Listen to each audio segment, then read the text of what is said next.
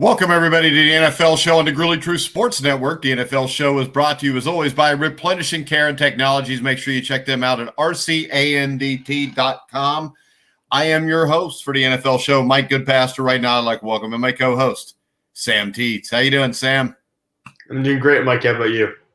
Oh, I'm doing great, too. And I'm sitting here talking to you when I should be watching my Cincinnati Reds in the playoffs, which doesn't happen very often.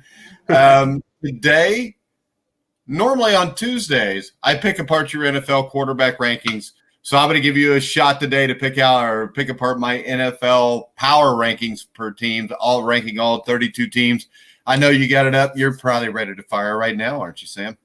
Yeah, I'm ready to go, Mike. I mean, number one, I won't argue with you. It's Kansas City Chiefs, and I know there have been questions about their defense. We've talked about before, but after what they did to Baltimore the other day, I think it's safe to say that defense will come through when they need it to, and Patrick Mahomes will just help them win games anyways.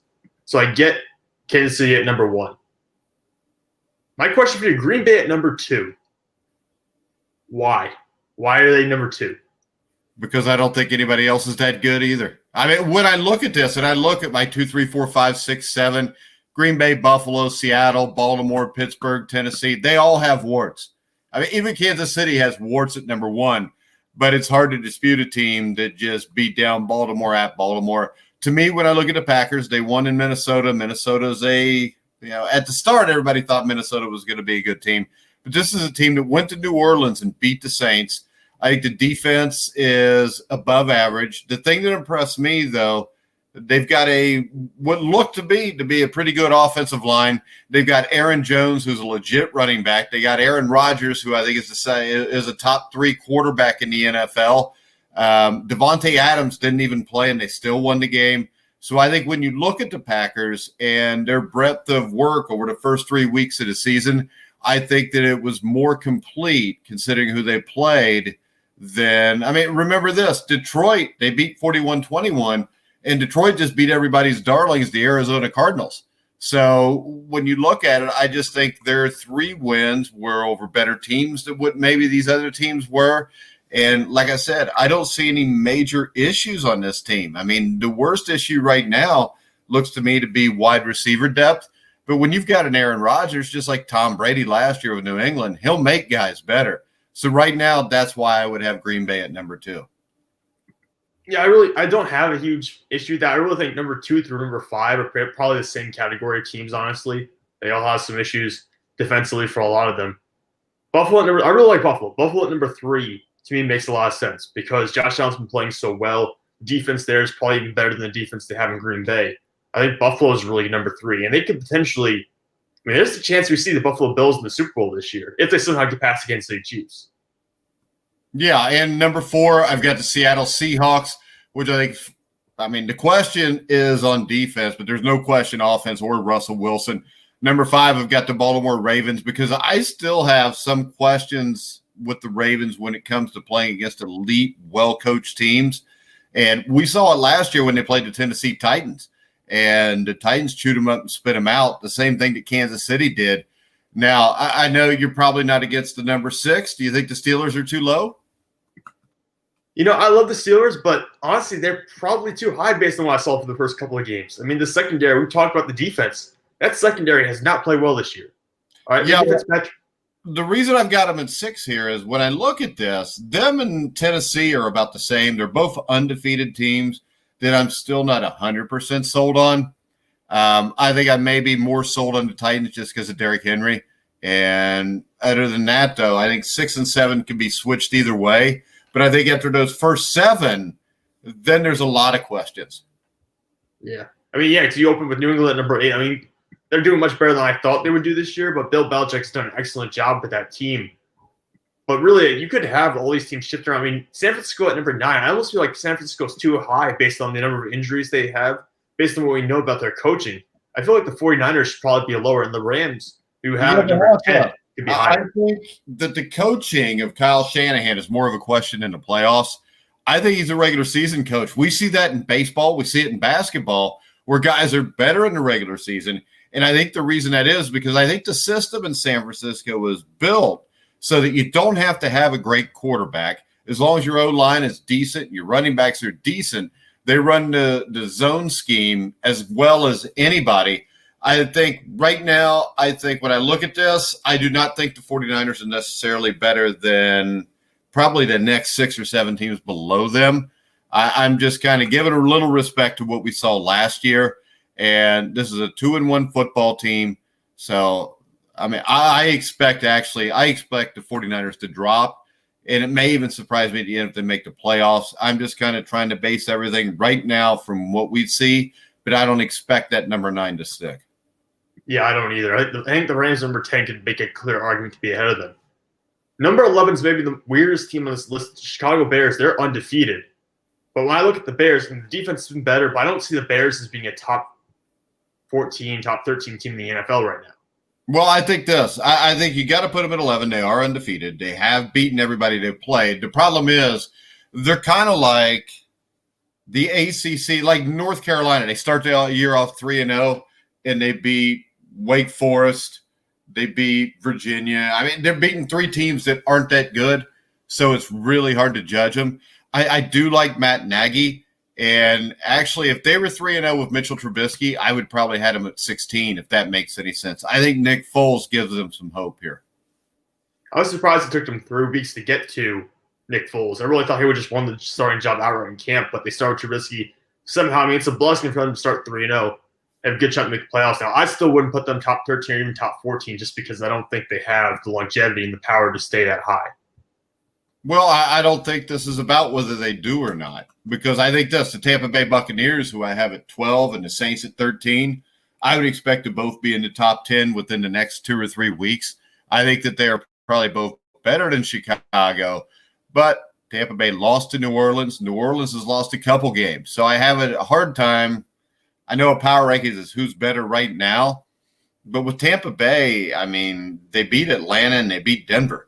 They got beat by New Orleans, who's lost their other 2 games. They were tougher games, but when I look at it, I just think that it's hard to have so little respect for what Chicago's done to rank them lower than 11. Yeah, I still understand that, but I would still put Tampa Bay and New Orleans ahead of them. I think if you even look at a head-to-head matchup between Chicago and those 2 teams, I would easily take Tampa Bay or New Orleans if we're going that way. To tell you the truth, right now, I'm not sure who it would take, because Nick Foles, like I said, throws a wrench into this. I mean, Nick Foles has won as many Super Bowls as Drew Brees. And Nick Foles beat Tom Brady in that one Super Bowl he won. That's true. Nick Foles is up there. You never know what he can give you week to week, honestly. He really is an X factor. Yeah. Go ahead. I was going to say, number 14, you got the Arizona Cardinals after their loss to the Detroit Lions, which I talked you out of picking last week, but you got them at 14. I think that's a reasonable spot. I think it's probably a little too high, though, based on what we saw from Detroit. I mean, they really have some flaws there, especially defensively. And Kyler Murray, when he's off, he's off. I would put them closer to maybe the 17 or maybe 16 spot. Well, who would be the teams you put above them? Because when I look at this, do you really think that the Cardinals would lose to the Raiders? Do you think they would lose to the Colts or to the Browns? I mean, do you think they would lose to Dallas? They did lose to Detroit by 3, but I think that was one of those any given Sunday moments where you had a young team very happy with a 2-0 start, and they kind of got bit in the ass. I don't think you can make a case for anybody. I've got 15 and lower, really, that they're maybe a better team than the Cardinals, except maybe the Colts. I was going to say the Colts are one of them. I think the Raiders, if the Raiders were fully healthy, I could potentially take the Raiders. I mean, they did go out there, and they have won some close games. They stayed in some other ones. I think the Raiders are a better team this year than so far we've given them credit for. I don't think they're like a top 10 team or anything like that. But I would probably take them over Arizona. And I would take the Colts. If they're playing it smart, I would take the Colts over Arizona too. All right. Once again, I think you have a lot of questions with the Colts and the Raiders. Who are the Colts beating again? Was it the Jets this past week? And who did they get? I forget. Was it the Jets, the Vikings, and I forget who else they played. They lost to the Jaguars. All right. So don't give me this crap, because the Jaguars aren't as good as the Lions. Arizona beat San Francisco. They beat Washington. I think they've beaten better competition. I think the Raiders do not have enough wide receivers. I think it's a team that could possibly slip in as one of the last 2 wild card spots. I think they're about a year away, but I don't think that you've got the outside receiving threats to really think. If they played the Cardinals 10 times, I think the Raiders would win 3. I think the Cardinals would win 7. When you look at the Colts, You've got a good run game. I mean, you got Phillip Rivers. Do you want Phillip Rivers? Do you want Kyler Murray? Well, you want Kyler Murray, but I think the Colts are a better team at this point than the Cardinals. They're better at O-line, but the Cardinals, I think, is it safe to say they have more weapons? I mean, they got DeAndre Hopkins, Larry Fitzgerald. I think this was a blip, and just like I think it was a blip that the Colts beat the Jaguars. But other than that, as long as the Cowboys are not in the top 15, I'm happy. Yeah, same here. I'm okay with it. The Dallas Cowboys are where they deserve to be at 18 because they have no defense. Really, they got lucky. I mean, they got lucky and fortunate with that comeback against Atlanta. They almost had it against Seattle. And of course, they didn't at the end. Dak Prescott turned the ball over 3 times that game. Defense is non-existent. The offense is questionable for me. Dallas is not a top 15 team. All right. So we got Cleveland at 17, Dallas at 18, Detroit at 19, Washington at 20. Any issues with any of these? In Cleveland at 17, I understand it's because Nick Chubb and Kareem Hunt are so good at running back right now, but do you really trust Baker Mayfield more than you trust Dak Prescott or Matt Stafford? No, but I can also tell you this. When Cleveland plays Dallas this week, to me, it's a tough game to pick because Dallas's defense is terrible, and Nick Chubb can control the game. I mean, especially with Kareem Hunt. So I don't think it's a given that Dallas is going to beat Cleveland. And right now, the Dallas Cowboys could easily be 0-3. Yeah, so I understand that. I'd still probably put Dallas out of Cleveland just because I trust Dak Prescott on that offense much more than I would trust Cleveland, even though they have Nick Chubb. Yeah, but Nick Chubb, if they'll just run the ball, the Cleveland Browns would make the playoffs. But yeah, I don't. They won't. They won't do that. No. And as well. I think Detroit at 19, the fact that they got Matt Stafford, they could beat anybody there. But really, the thing that blows my mind is really, really good football teams. I think that number stops at 13 right now. When you look at these rankings and you get 20 and below, I mean, you got Washington at 20, Carolina at 21, the Chargers at 22. If the Chargers had a little bit of offense and didn't turn the ball over, they'd be tough, So, I mean, the Chargers are a quarterback away from being a Super Bowl contender. That quarterback is not Justin Herbert, and it damn sure isn't Tyrod Taylor. Yeah, and I think you could put Chargers maybe a little bit higher, maybe Carolina a little higher, but at the same point, you're kind of playing with – it doesn't really matter. Those bottom 10 teams, the league is so top-heavy right now. The bottom 10 teams in these rankings, really, do they even matter in terms of the playoffs? Your only hope is that you're Washington and you're in the NFC East where you have the potential to make the playoffs because it's so horrible and you could probably make it with 7 wins. But otherwise, I mean, you're probably out of playoff contention already. Well, really, I think there's only 16 teams that matter when you talk playoffs. The thing is going to save them is the extra teams that get in. 1 or 2 of these teams will probably get a little hot at some point and maybe make it. I think the Panthers, I think Matt Rule's done a good job when you watch what the Panthers have done with what they have to work with. Miami at 23, Jacksonville at 24. Jacksonville, I still think by the time this is all said and done, they're going to be in the bottom 4 teams. Yeah, they showed some serious cracks on week 3. We won't really know. We'll learn in week 4. Is this really a team that was was it what they were in the first 2 weeks, or they just get hot in those first 2 weeks and they kind of fall apart from here on out? Because Doug Marrone, he's go ahead. Go ahead. No, I was going to say Doug Marrone. I mean, he is performed well as a coach for the first 3 games, but honestly, he could still lose his job here. I mean, they won 1 game already, but if they don't win another game in the next 8 weeks or something like that, doesn't really matter. He's probably still on the hot seat. He still potentially lose his job. And Gardner Minshew, we have no idea what he really is yet because he hasn't put together a full season where he's played at a high level. I think we know what Gardner Minshew is. I think he is an average quarterback. That's it. I think we've seen enough to know that, just like I've seen enough to know that, the Washington football team made a bad pick with Dwayne Haskins. And when you look at these bottom 12 teams, I mean, 25 to Houston, Texas may be the best shot to make the playoffs just because they've got Deshaun Watson. But when you look at the bottom 12 teams right now, there's nobody there that I think, I'd really be worried about them. I mean, maybe the only other was the Philadelphia Eagles, is just because they're in the NFC East and, 5 wins might win the division. Yeah, the Eagles are a surprising one. If you would ask me to pick any teams in this bottom 10 or 12 that I wouldn't have expected to be here before the year, I would probably pick Philadelphia. I would probably pick Minnesota. I know you have had doubts about Minnesota for a while now, but Philadelphia was not a team I expected to be this low. Carson Wentz is playing terrible. Doug Peterson's taking a lot of heat.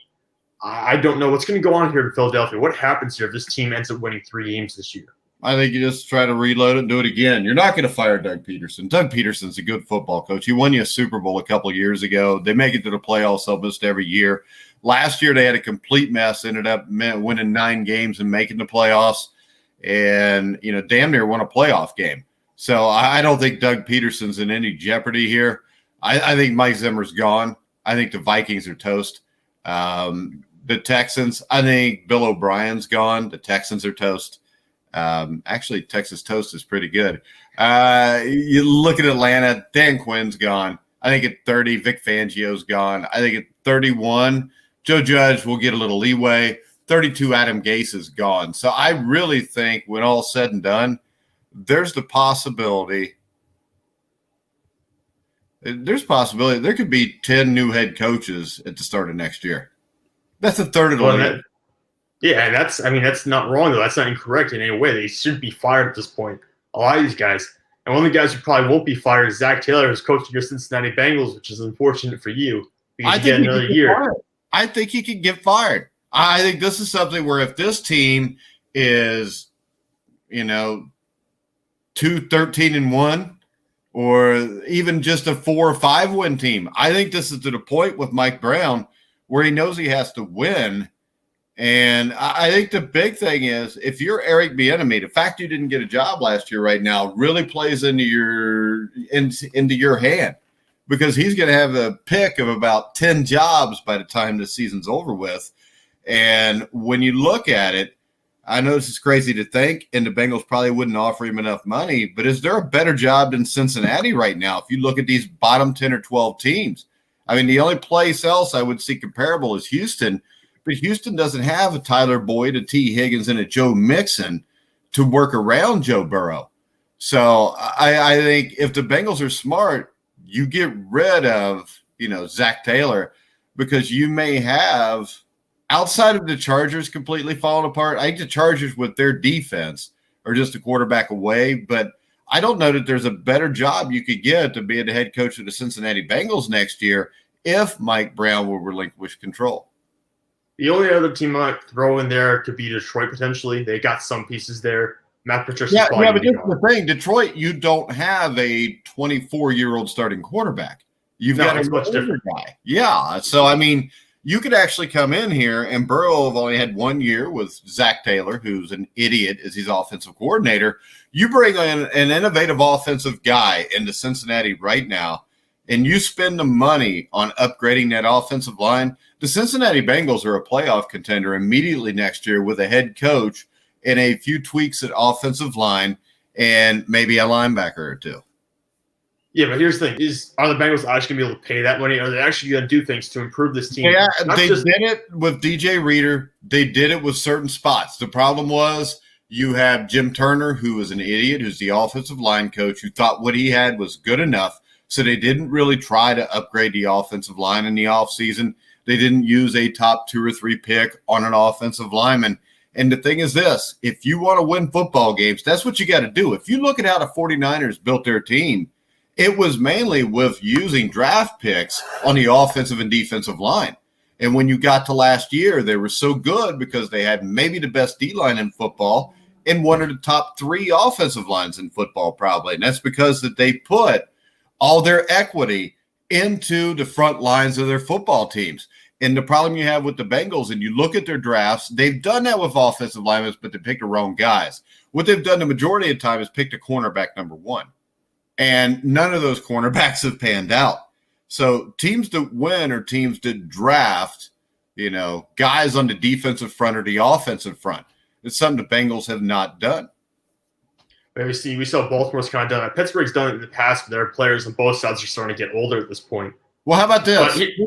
Pittsburgh went a while where they didn't do that, and Pittsburgh dropped off. After the last Super Bowl that they won, there was a 3 or 4 year period there where they didn't draft well, and then they start putting more of that equity into guys like David DeCastro. But the other thing that was big about Pittsburgh is they have a very good offensive line coach that they hired. So DeCastro was a guy, as a Steeler fan, the first year or 2, everybody's wondering, why the hell did we pick this guy? You get 4 or 5 years down the road, and all of a sudden he's one of the best in the NFL. So I think a lot of this is who you've got coaching these guys, especially on the offensive line. Well, yeah, and for Cincinnati, though, my question would be not just the players, but organizationally, are you willing to shell out more money? Are you willing to develop a scouting department that's on par with most other ones in the NFL? Because the Bengals don't have a full scouting department compared to most other teams. And I would say no, they're probably not. But the thing in is, which case, I'm not going to go to Cincinnati and be a head coach there. You're not putting me on the same level to succeed as everyone else. Well, the thing is this, if you give me say on who I draft and who I go after in free agency, maybe, but you're right.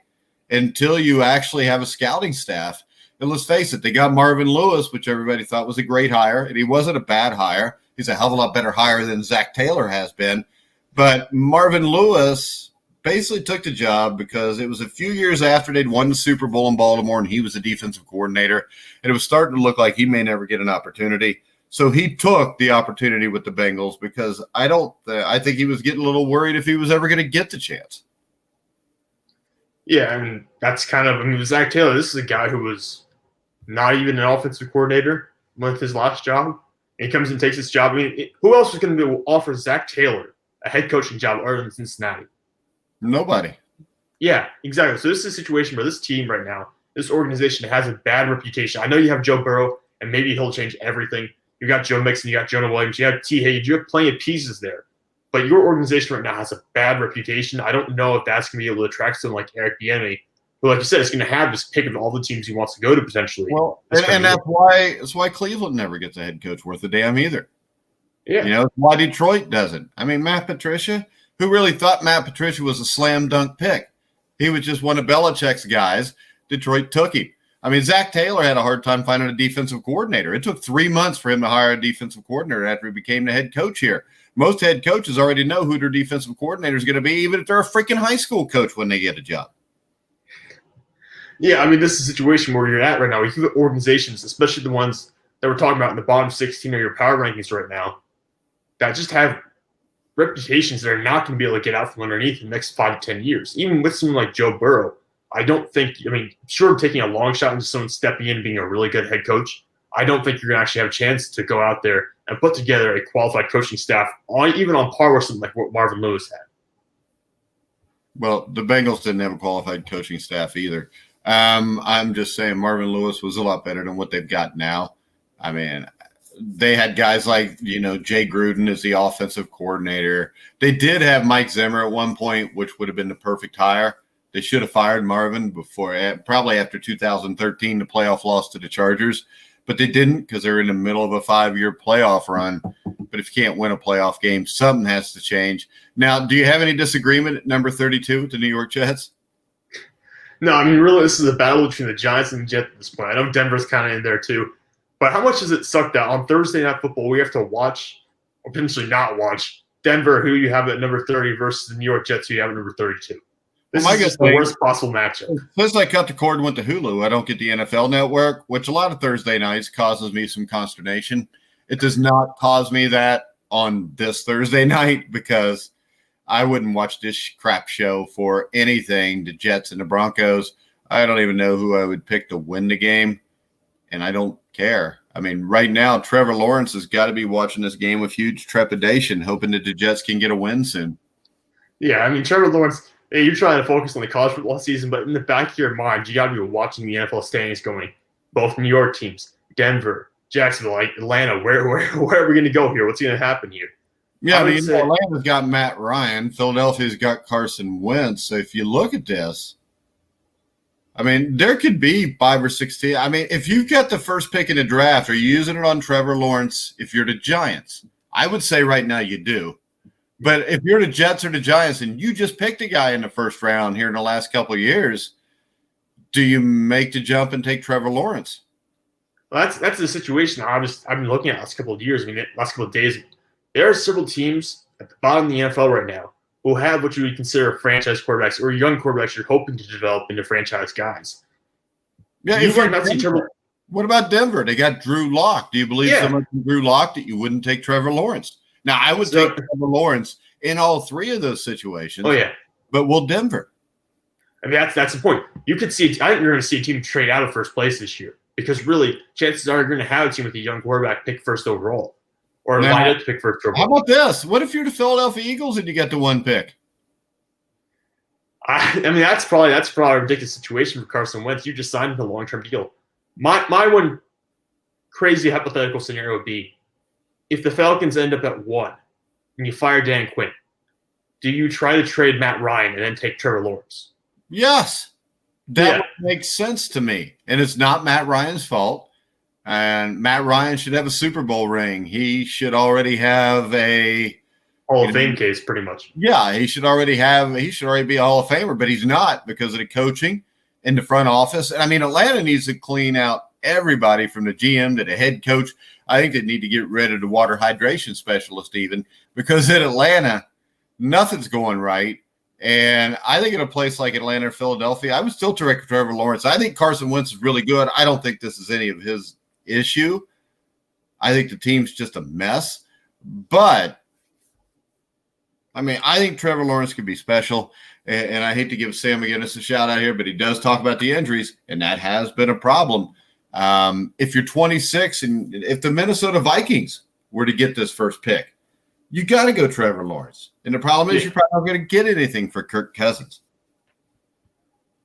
Yeah, and that's really the biggest issue here is that the NFL is saturated right now with so many young quarterbacks that you're going to see teams have to make a decision here on whether they're going to either A, move on from the young guy, B, trade an older guy, or C, try to pull a situation like keep a veteran and they also have a young guy as a backup and kind of let him sit there for a year, which again doesn't make a lot of sense to me. I think if you believe someone's the future of your franchise, you draft them, you start them week 1 or week 2 right away. I don't think you put a guy on a bench for a full year. You've said to yourself, it doesn't make a lot of sense to do that in most cases. So I know it's a tough situation. I think we're really going to see a lot of quarterback movement this year and probably some surprises at the top of the draft. Well, I think this. If I'm the LA Chargers, I'm trying to trade up to get that number 1 pick because I think Trevor Lawrence could be something that really puts the Chargers into conversation with the Chiefs for the next decade. Yeah, because they have the pieces. They've got a defense right now. They have defensive players. The offensive line's still a mess, but they have receiving options. They have plenty of guys up there. The issue would be that if you're going to move on from Justin Herbert, you would probably have to move on from the head coach and also from the general manager who took him because they're going to probably try to defend him. Which I think is actually possible. And you never know, maybe the Patriots will trade up to get Trevor Lawrence. Oh, please don't do that, Mike. Don't say something like that. Why? I can't. No, that'd be awful. That'd be absolutely awful. I like how now everybody's a Patriots fan since it's Cam Newton instead of Tom Brady at quarterback. Kind of cool to be a Patriots now to most people. Yeah, I mean, I like Cam Newton right now. Cam Newton's another guy. I mean, he's going to be starting probably somewhere else next year. Unless New England brings him back, which I don't know that's going to happen or not. You can see the Patriots. If they go 10-6, 11-5, I don't know why you don't bring him back. Yeah, I mean, if you do that well, I would try to bring him back. But I'm just saying, Bill Belichick's hard to predict sometimes. All right, he can make a move here where he does end up towards the top of the draft. Sam, we got to wrap this up because I want to go watch the rest of the Reds playoff game, and it's killing our numbers today because I think most of the people that listen to our show are watching the Reds playoff game right now. Make sure you follow Sam Teets at Sam Teets33. Me and Sam will be back tomorrow at 1 o'clock for probably one of the more epic prediction shows ever as we will pick the Denver Broncos against the New York Jets for tomorrow. We'll have something else to talk about too, though, because we all know that's going to last about a minute. So follow me at Grueling Truth. Make sure you check out our presenting sponsor, Replenishing Care Technologies at rcandt.com. So for now, for Sam Teets, I'm Mike Goodpaster. You've been listening to The Grueling Truth, where the legends speak.